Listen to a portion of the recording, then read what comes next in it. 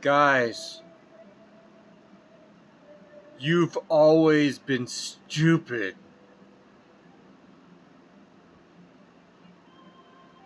Everyone talks about a fourth dimensional object, but what they don't realize is you have to incorporate three dimensions into a fourth dimensional object.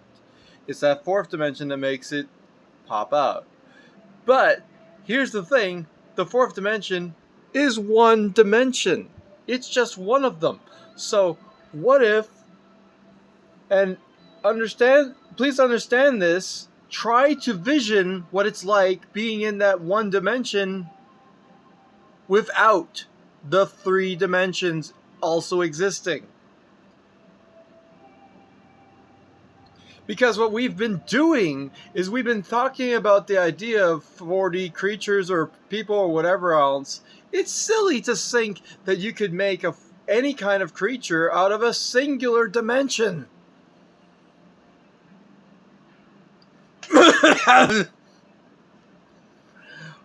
What is happening in the fourth dimension is you're expanding outward into another space. Now, what usually the most that we can do with that is 2 dimensions. But still, truly and properly, a fourth dimensional creature, not a fourth and fifth, but a fourth dimensional creature, only is one dimension. So what does that actually mean? That's a point. That's an infinitesimal dot. Right? In order to have, I mean, you can have a line segment, but that's about it. And these lines, there's no physicality, there's nothing else to it. What we really think about with four-dimensional objects or whatever else is like a silly drawing tool, right? But we forget about the fact that we're incorporating 3 dimensions in our projections of a 4D cube. Stop doing that! Because if you want to think of something extra dimensional, you have to incorporate an entire other set of 3D on top of your normal 3D, meaning you have to go to at least 6 dimensions to have a correct 4D cube out there that's outside of the regular dimensions. But also you got to remember, in 6D or whatever, any time that you're going above, you have to include the original dimension of 3D and then add to the other dimensions. This being said, you don't have to have much space at all in any of the other dimensions. So the physical dimensions we know of could be the tiny little thing, and then once we go into the other 6, then we have an entire other 3D space that is extra dimensional. But that's what you need in order to have a proper body or something. When we talk about 4-dimensional beings, we're talking about possibly just an energy being. The only possible being that you can have is an energy being that can exist in an infinitesimal extended line. And the only way that works is if his existence could spread out throughout the entire universe. Right? And then he just chooses which line on that universe line he can go to. He can't go up and down, right? Unless he goes into the regular physical space, then he can change direction. But other than that, he has just the one line, possibly. It's not 4-dimensional, and then you have another 3 dimensions in your 4th extra dimension. That's called hyperspace, which is another 3 dimensions, so a total of 6 dimensions. Stop talking about 4D stuff. Start talking about 6D. But no one talks about that. No one talks about how you have to incorporate the first 3 dimensions in your space. It's weird, because we always had the 3D space, as being a component in the 4D space. But here's the thing. What if you have a triangular object, right? And then you expand that into 4D, right? So you have a dot in our space, but you have a line in the fourth dimension. And that's all that exists. That's the only projection that you see in the 3D space, is that dot, or the electrons. Just an idea of how small it could be, or it could be even smaller. The 4D space could exist so small, literally there's no reason to put a limit on it. Planck's constant, throw it out the window, because we're talking about adding more space into what already exists. Once you go into those extra dimensions, sure, you can do that, but it's ridiculous people talk about 4D so much. Right? Ooh, yay, we have tesseracts and stuff. Yeah, that's just one extra thing. You still need the physical three-dimensional grounding point, which could be anything. Could be as tiny as you want or as big as you want. And that's the thing. But in the fourth dimension, you're not really doing that much extra, but you can have an infinite amount of fourth dimension, technically.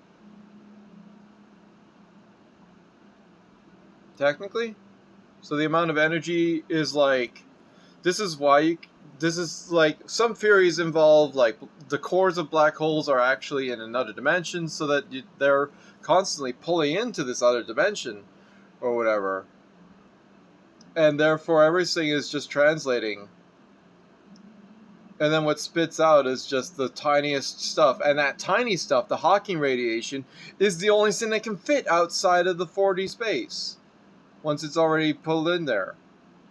Actually, it gets pulled in and then shoved out again. So then it goes down to a tiny spot. But I mean, a black hole doesn't have to be 4D to do that Hawking radiation stuff. That's just shredding stuff to its nth degree. And you realize that a black hole spinning at light speed, or whatever you talk about, is going to shred stuff, regardless what it's made of on the inside. Like, just the outer edge of that, the event horizon itself, is enough to shred things. So, also the information paradox, have I already told you that in another video? I probably have. The information paradox is a hoax.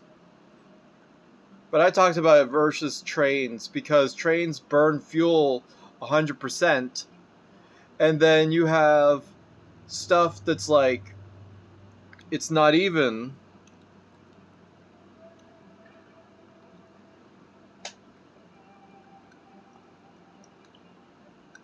a fraction of what you originally put in. You're talking about, you take tons of coal, put it into trains, it burns completely. You don't even get the soot ash out of it because it's burning so fast, so completely. That's what's happening in trains. There's no information paradox. You're just information dumb. The information doesn't get saved. Nothing gets saved. It's all obliterated. Which means it was created at some point. The fancy part is that the material can be made out of just tiny little quarks separated from their particles, and then suddenly, like, a quark just wants to make another quark. And what is this quark making a quark out of? It's from the very tiniest energies. And then it just all pulls together, it just makes a thing, and then they are a bond. And then if you do that enough times, separating them, just shake them a little bit at a rate of like trillions per second easily, you could just have tiny amounts of quarks all the time.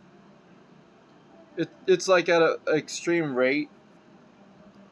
right? And you can do that with certain sounds and whatever, gigahertz, and crystals.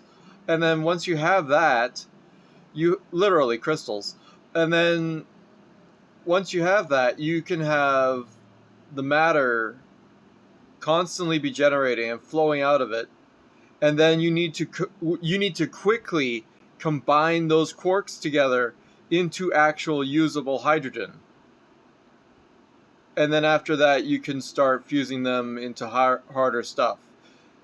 This is the infinite power you've been looking for. The problem is, you need a reaction chamber that lasts for more than 10 seconds consistently. As far as I know, they've only been lasting for like a very short amount of time. They ignite the whole thing, they turn it on, and they're like, it's too hot, and they turn it off immediately.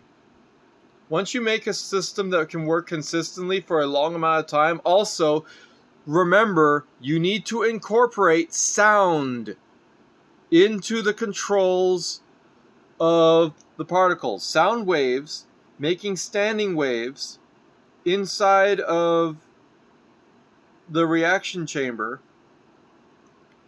Figure out a way to do it, because you're going to need to do it, because you want to have the sound waves controlling where the neutrons go, because that will stop them from flying out of the chamber and having to hit the walls in the first place.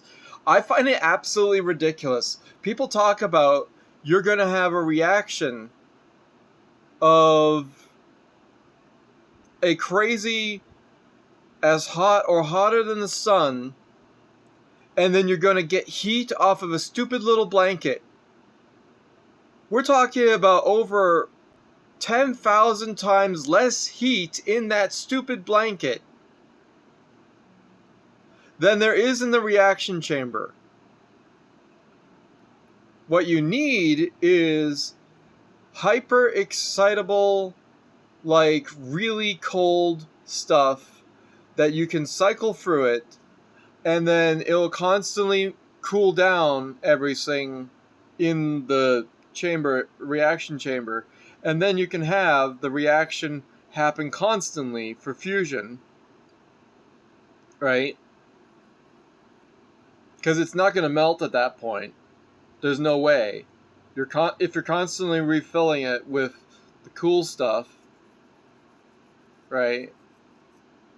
Or certain electric bonds and stuff.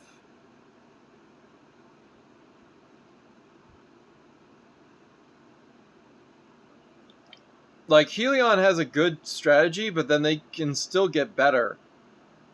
And they're doing more without even using the heat of it. If you were able to incorporate the heat of it, or forget about the heat, just have it constantly reacting by pumping more in as you're pumping it out, then you have a sustained star, microstar. It's about the size of a basketball. That's the size that they've been working with now, the big one, right? Start using that method and just pump constantly. Then you have constant reaction, constant power, right? And the feedback and whatever else, and it all feeds into the same. But then you have to have, in order to do that, they've been using these really tiny, in comparison, amounts of power stored in a really big warehouse in this electrolyte stuff. So like the amount of energy in each bottle is like 1 volt, all combined together, and you have a crazy amount of volts and stuff. Anyway, that's my talk about it. Stop thinking about fourth dimensions. It's just one dimension.